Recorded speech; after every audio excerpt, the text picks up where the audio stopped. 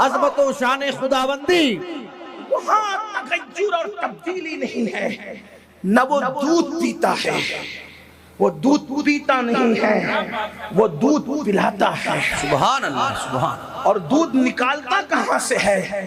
جب سائنس کے دماغ میں وہم بھی نہ گزرا تھا کہ دودھ آتا کہاں سے ہے، تب میرا اللہ قرآن میں بیان کر رہا ہے کہ خون اور گوبر کے بیچ میں دودھ رکھتے ہیں، لیکن نہ اس میں خون کا رنگ آتا ہے نہ گوبر کی بدبو آتی ہے۔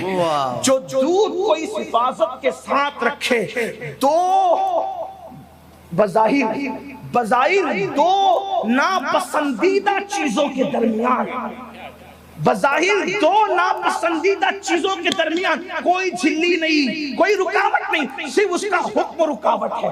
خون کو حکم ہے دودھ میں ملنا مت، اور دودھ کو حکم ہے خون میں ملنا مت، لیکن حکم خدا کا پابند خون بھی ہے اور دودھ بے شک۔ یہ میرے اللہ کی شان، اس کی شان تو سمجھو۔ پوری زندگی لا الہ الا اللہ پڑھتے رہے، جب تک یہ قوم اللہ کی معرفت حاصل نہیں کرے گی، اسی طرح ٹامکٹوئیاں کرتے رہے، کیونکہ اللہ اللہ کرنے سے اللہ ملتا نہیں۔ جب تک خدا کی معرفت، کیا پتہ ہے اللہ کے بارے میں آپ کو اور ہم کو؟ کیا پتہ ہے؟ کیا پتہ ہے؟ جب توحید سکھائی جاتی ہے تو لوگوں کو برا لگتا ہے۔ بھائیو، ہماری توحید اتنی کمزور ہو گئی ہے کہ ہمارا یہ نظریہ کچھ لوگوں کا ہماری قوم میں بن گیا ہے، اگر پیر کو پکاریں گے تو مدد ہوگی، اور اللہ کو پکاریں گے تو پتہ نہیں مدد ہوگی بھی کہ نہیں۔ یہ صورتحال سے ہم گزر رہے ہیں۔ یہ مفتی صاحب قبلہ ابھی جو رونا رو رہے تھے، یہ بہت ہے کہ مسلمان رنگ بھی سمجھ گئے۔ میرے بھائیوں، ہمارا تو عقیدہ یہ ہے کہ کتنا ہی بڑا پیر ہو، یہ ہماری اہل سنت سے بڑھ کر کسی کے یہاں درس توحید نہیں۔ اگر کسی کو توحید بیان کرنی بری لگتی ہے تو وہ اپنے لیے کوئی اور مسلک تلاش کرے، اہل سنت کے یہاں اس کی کوئی گنجائش نہیں۔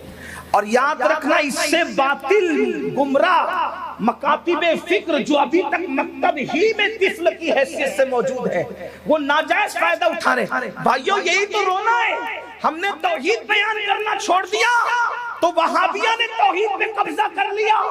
ہم نے صحابہ بیان کرنا چھوڑ دیا تو دیابیہ نے صحابہ پہ قبضہ کر لیا، اور ہم نے اہل بیت بیان کرنا چھوڑ دیا تو روافض نے اہل بیت پہ قبضہ کر لیا۔ نہ توحید ان کی تھی، نہ صحابہ ان کے تھے، نہ اہل بیت ان کے تھے۔ ارے سب تو ہمارا ہے، اس لیے کہ ہم نبی کے۔ سبحان اللہ، سبحان اللہ، سبحان اللہ۔ ہم نے کیا صحابہ کا ذکر چھوڑا، دیابیہ گھسائے وہاں؟ ہم نے کیا ذکر اہل بیت چھوڑا، روافض گھسائے وہاں؟ ہم نے کیا توحید چھوڑ دیا بیان کرنا، وہابیہ گھسائے وہاں؟ میں پھر کہتا ہوں، غیر ضروری لوگوں کا ذکر چھوڑ کر ان ضروری عنوان پہ محنت کرو، آج بھی وہی رنگ آئے گا جو آج سے صدیوں پہلے۔ سبحان اللہ، سبحان اللہ۔ واہ واہ، بہت عمدہ۔ اگر رنگ جمانا ہے تو اسی پہ محنت کرو جس پہ اکابرین نے، شاہ ولی اللہ نے جو رنگ جمایا تھا، شاہ عبدالعزیز نے جو رنگ جمایا تھا، مجدد الفسانی نے جو رنگ جمایا تھا، صابر کلیر نے جو رنگ جمایا تھا، غوث الاعظم دستگیر نے جو رنگ جمایا تھا، معین الدین خواجہ اجمیر نے جو رنگ جمایا تھا، دادا علی حجویری نے جو رنگ جمایا تھا، اور 14ویں صدی میں بے مثال مجدد میرے امام احمد رضا نے جو رنگ جمایا۔ سبحان اللہ، سبحان اللہ۔ مسلک اعلی حضرت، مسلک اعلی حضرت۔ وہاں نہ ابا کا ذکر ہے، نہ دادا کا ذکر ہے، نہ اماں کا۔ وہاں ذکر ہے تو خدا کا ذکر ہے، رسول اللہ کا ذکر ہے، صحابہ کا ذکر ہے، اہل البیت کا ذکر ہے، اور اہل الذکر کا ذکر ہے۔ سبحان اللہ، سبحان اللہ۔ حالانکہ چھوٹے موٹے نہیں تھے کوئی بات، یہاں تو سب باپ دادا کو ہی لے کے بیٹھے ہیں، یہاں تو سب اپنے اپنے پیروں کو لے کے بیٹھے۔ بھائیوں، اپنا پیر صرف اپنے لیے ہے، پوری دنیا کے لیے نہیں ہے۔ ہمیں دین کا مبلغ بننا ہوگا، ہمیں دین کا داعی بننا ہوگا۔ لوگ پریشان ہیں، لوگ سدھرتے کیوں نہیں؟ میں نے کہا، پیش ہی کٹورے کرتے ہو، پیالے کرتے ہو، سمندر پیش کر کے دیکھو نا، دنیا نہ قریب آئے تو پھر بات دور نکلتی ہے، لیکن یہ حقائق ہے، سچائی۔ عقیدہ توحید ہمارے نوجوانوں کو پتہ ہی نہیں، اسی لیے وہ جادوگروں کے پاس جا رہے قسمت سنوارنے، بے شک، اسی لیے وہ پنڈتوں کے پاس جا رہے قسمت سنوارنے۔ انہیں پتا نہیں بھائیو، جو لوگ درختوں کے پجاری ہیں انہوں نے آپ کی قسمت کب سنوارنا ہے؟ قسمت تو ان سے سنورنی ہے نا جو خدائے وحدہ لا شریک کے پجاری ہیں، جو اس کی عبادت کرتے ہیں۔ نگاہ ولی میں وہ تاثیر دیکھتے ہیں، بدلتی ہزاروں کی تقدیر دیکھتے ہیں۔ اپنے اللہ سے اپنا رشتہ کب مضبوط کرو گے؟ تو بہرحال دو بات دور نکلتی جاتی ہے۔ میں جلدی سے عنوان کی طرف آتا ہوں، تمہید میں وقت نہ چلا جائے۔ اس خلیفہ کہلانے والے اور بن جانے والے معصوم میں پہلی بات تو معصوم ہم اس کو کہتے ہیں اپنے عقیدے میں معصوم شرعی، جس سے گناہ سرزد ہی نہیں ہو سکتا، یعنی وہ حفاظتوں کی ایسی دیواروں میں ہے کہ اس سے گناہ سرزد نہیں ہو سکتا۔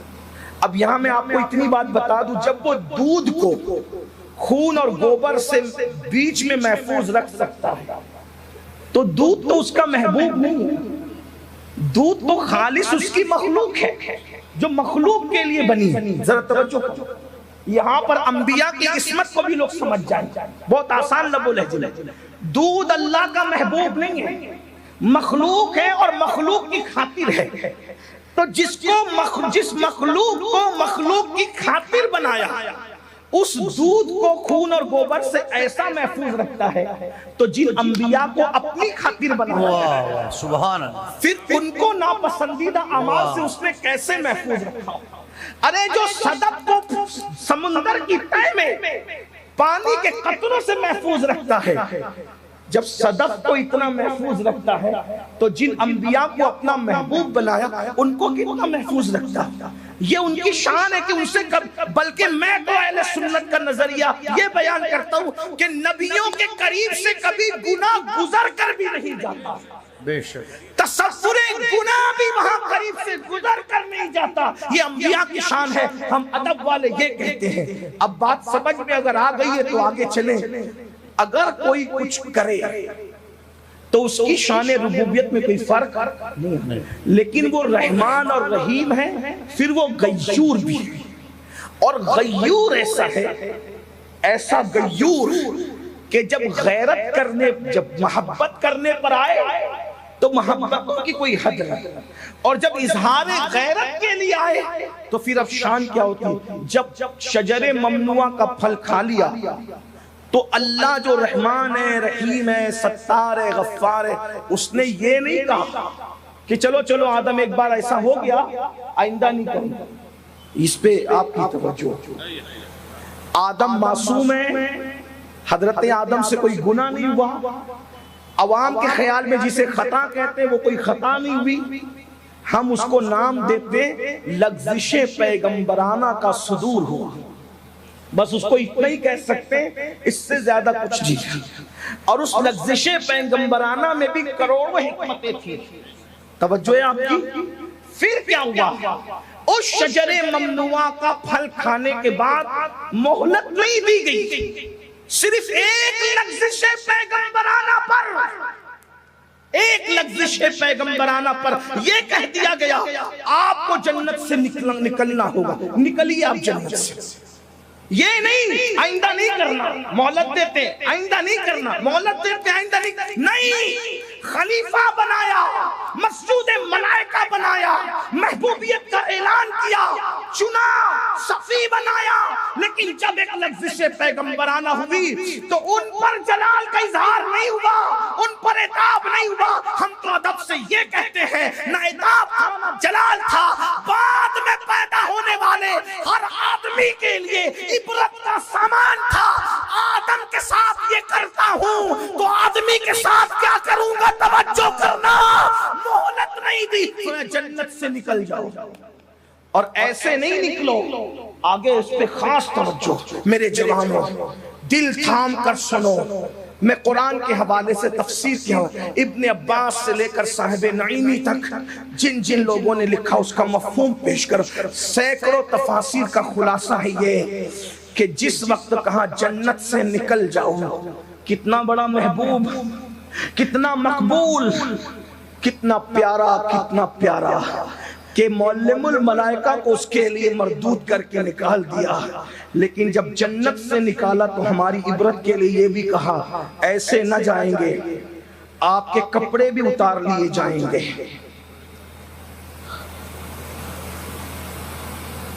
تھوڑا رک کر غور کر کے سوچیں، میں کوئی خطابت کے جوہر دکھانے کا نہ عادی ہوں، نہ دکھانا چاہتا ہوں، نہ میرے پاس وہ جوہر ہے، لیکن تھوڑی دیر کے لیے سب اپنے اپنے دلوں پہ ہاتھ رکھ کر، ایمان والو اپنے دلوں پہ ہاتھ رکھ کے سوچو کہ جس کو مسجود ملائکہ بنایا، لغزش پیغمبرانہ پر جنت سے باہر نکالتے ہیں اور نکالنے کے بعد کپڑے بھی واپس لیتے ہیں۔ یہ تو نہیں کہتا کہ کپڑے چھین لیتے ہیں، میرا مسلک مکمل ادب ہے، لیکن اتنا ضرور ادب سے کہوں گا ہماری عبرت کے لیے کپڑے بھی واپس لے لیتے ہیں، اور کپڑے واپس لینے کے بعد میاں بیوی میں جدائی کر کے گھر بکھیر بھی دیتے ہیں۔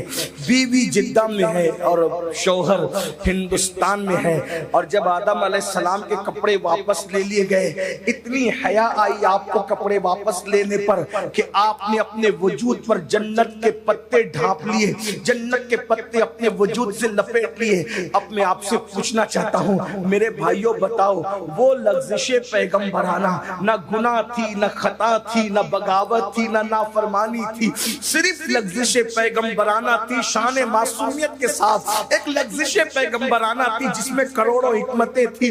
کپڑے تک واپس لیے گئے، جنت سے تک نکال دیا گیا، اور اپنے الفاظ میں گھر کو بکھیر دیا گیا۔ جنت میں جس کا گھر بسایا تھا، میاں بیوی کو جدا کر دیا۔ آپ بتاؤ اگر یہ کام معصوم کرتا ہے تو اس کے ساتھ یہ سلوک کرتے ہیں، اور زمین پہ آنے کے بعد ان کو احساس ہوتا ہے تو 200 سال تک کے مناتے اللہ مجھے معاف کر دے، مجھے معاف کر دے، مجھے معاف کر دے۔ بھائیو، قبولیت کا اعلان کرنا تو دور کی بات، 200 سال تک کوئی جواب بھی نہیں دیا جاتا۔ اتنا روتے ہیں کہ روتے روتے آنسوؤں کی، اللہ اکبر، آنسوؤں کی جھیلیں بن جاتی ہیں۔ اتنا روتے ہیں کہ جہاں روتے ہیں، رونے سے آنسوؤں کی وجہ سے زمین پہ کیچڑ بن جاتا ہے۔ آپ مجھے بتائیں یہ کیفیت تھی؟ حضرت سیدنا آدم نے اپنا وجود نہیں دیکھا، ان 200 سال میں اتنا بے چین ہوئے، اتنا بے قرار ہوئے۔ ہمیں کیا پیغام ملا؟ اگر معصوم لغزش پیغمبرانہ کرے تو گھر بھی بکھر رہا ہے، بیوی بھی جدا ہو رہی ہے، جنت سے نکالے بھی جا رہے ہیں، کپڑے تک واپس لیے جا رہے ہیں۔ اب ذرا اس کو سامنے رکھو، وہ لغزش پیغمبرانہ کروڑوں حکمتوں کے تحت تھی، اللہ اکبر، اور اس کو سامنے رکھو اور پھر دیکھو جب معصوم کے ساتھ لغزش پیغمبرانہ پہ یہ کرتے ہیں تو پھر قیامت کے دن زنا کرنے والوں کے ساتھ کیا سلوک کیا جائے گا؟ اس کو ذرا تصور میں لا۔ پھر سود کا دھندا کرنے والوں کے ساتھ کیا سلوک کیا جائے گا؟ پھر اس کے بعد عورتوں پہ پاپ کی نظر ڈالنے والوں کے ساتھ کیا سلوک کیا جائے گا؟ کجا لغزش پیغمبرانہ جس کے صدقے میں کروڑوں انسان کو وجود مل گیا، یہ دنیا آباد ہو گئی۔ اندازہ فرمائے جہاں گناہ ہوتا ہے وہاں ویرانہ ہوتا ہے، وہ گناہ تھا ہی نہیں، اس لیے اس کے بعد آبادی ہی آبادی ہوئی۔ لیکن ہمارے لیے عبرت کیا ہے؟ سوچو تو لغزش پیغمبرانہ کے بعد 200 سال تک کے جواب نہیں دیا جاتا، اور یہاں ہم سوچتے ہیں ادھر میں ہاتھ اٹھاؤں گا کس کے بعد؟ عورتوں کے ساتھ بدکاری کرنے کے بعد ہاتھ اٹھاؤں گا۔ اللہ میری بیٹی کو رشتہ دے دے اور میرے گھر رشتوں کی قطار لگ جائے گی۔ ذرا غور تو کرو، میں آپ کو مایوس کرنے نہیں آیا، لیکن اپنے حالات کو دیکھیے، حرام لقمہ کھاتے رہیں گے، ادھر پکاریں گے یا اللہ، اور ادھر جو ہے ہماری مراد پوری ہو جائے گی۔ اللہ اکبر۔ آج جو گھر بکھر رہے ہیں، کیا آپ نے پہلے دن نہیں دیکھا لغزش پیغمبرانہ پر میاں بیوی میں اتنی دوری پیدا کر دی، ایک دوسرے کو ڈھونڈتے رہ گئے۔ اللہ اکبر۔ آج ہمارے یہاں نرم نرم گدوں پہ لیٹ کر کے ہم زنا کی فلمیں دیکھیں گے، پھر میاں بیوی میں محبتیں قائم رہے گی۔ اللہ اکبر۔ ارے پہلے کے لوگ جاہل تھے، تم جن کو جاہل ہونے کا تانا دیتے ہو وہ صحیح کرتے تھے غلط کرتے تھے، فیصلہ علماء کریں گے، مفتیان کرام کریں گے، میں صحیح غلط غلط کے طور پہ نہیں کہہ رہا ہوں، صرف اتنا کہہ رہا ہوں یہ راجستھان کے لوگ جو بوڑھے ہیں، ہمارے علاقے کے بھی بوڑھے لوگ، اگر کسی کے آنگن میں جا کر گھر میں آدمی صرف ایڑی رگڑ دے تو بوڑھی عورتیں کہتی تھی بھائی ایڑی نہیں رگڑنا یہاں ورنہ ہماری روزی سے برکت اٹھ جائے گی، ایڑی رگڑنے پر یہ تھا۔ ارے بھائی گھر کی جھاڑو لے جا کر آنگن نہیں جھاڑنا، حالانکہ میں اس کی تائید نہیں کر رہا ہوں، صرف ان کی حساسیت بیان کر رہا ہوں۔ گھر کی جھاڑو باہر نہیں دینا آنگن میں، آنگن کی جھاڑو گھر میں لا کر مت دینا ورنہ گھر کی برکت اٹھ جائے گی۔ حالانکہ یہ چیز صحیح نہیں تھی، مگر ان کو احساس کتنا تھا، ایڑی رگڑیں گے نہ رگڑنے تو ورنہ نحوست آ جائے گی، گھر کی جھاڑو آنگن میں جائے گی، آنگن کی جھاڑو گھر میں آئے گی، نحوست آ جائے گی۔ آپ سے پوچھنا چاہتا ہوں آپ کتنے بے غیرت ہو گئے، وہ ایڑی رگڑنے نہیں دیتے تھے برکت چلی جائے گی، اور آپ نرم نرم گدوں پہ لیٹ کر زنا کی فلمیں دیکھ رہے ہیں، کیسے گھر میں برکت آئے گی، روزی میں برکت کیسے ہوگی۔ گھر کی جھاڑو باہر نہیں لگنا چاہیے، اللہ اکبر، ورنہ برکت چلی جائے گی۔ تو گھر کی بہو بیوٹی پارلر میں جا رہی ہے تو کون سی برکت آ جائے گی، اندازہ۔ وہ گھر کی جھاڑو کو باہر نہیں جانے دینا چاہتے تھے، اور یہاں گھر کی بیٹی آرکیسٹرا میں جا رہی ہے، گھر کی بیٹی فلم میں جا رہی ہے، گھر کی بیٹی گارڈن میں جا رہی ہے۔ میں ان کے اس نظریے کی تائید نہیں کرتا، لیکن وہ جس کو غلط سمجھتے تھے کس شان کے ساتھ غلط سمجھتے، حالانکہ غلط کو غلط طور پر وہ غلط سمجھتے تھے۔ کاش کہ اس وقت تو ان کو کوئی دین سکھا دیتا تو واللہ کبھی زنا نشہ گناہ پروموٹ ہو ہی نہیں سکتا تھا۔ میرے آقا علیہ الصلوۃ والتسلیم کے پیارے دیوانوں، پیارے دوستو، ایک بہت ہی لاجواب اور بہت ہی شاندار تقریر علامہ صاحب کی آپ لوگوں کو میں نے سنائی، آپ کا دل خوش ہو گیا ہوگا۔ عزیز ساتھیو، تقریر اتنی بہترین تھی کہ دل کر رہا تھا کہ اگر ایک آدھ گھنٹے کی اور ہوتی تو اس تقریر کو مکمل سنا جاتا، مگر چونکہ تقریر میرے پاس اتنی ہی تھی تو اس لیے میں نے آپ لوگوں کو یہ تقریر اتنی ہی سنائی ہے۔ اللہ پاک سے دعا ہے کہ اللہ پاک ہم تمام کو عمل کی توفیق عطا فرمائے، اور اللہ پاک ساری دنیا کے مسلمانوں کی جان کی، مال کی، عزت کی، آبرو کی، ایمان کی، عقیدے کی حفاظت فرمائے۔ ساتھیوں، ہمارے چینل سے جڑیں، ہمیں فالو کریں، ہماری ویڈیو کو لائک کریں، شیئر کریں، اور اپنے والدین کی خدمت کرتے رہیں، اپنے ماں باپ سے محبت کرتے رہیں، ان کی دعائیں لیتے رہیں۔ اللہ تعالیٰ آپ کو کامیاب فرمائے گا۔ السلام علیکم ورحمۃ اللہ تعالیٰ وبرکاتہ۔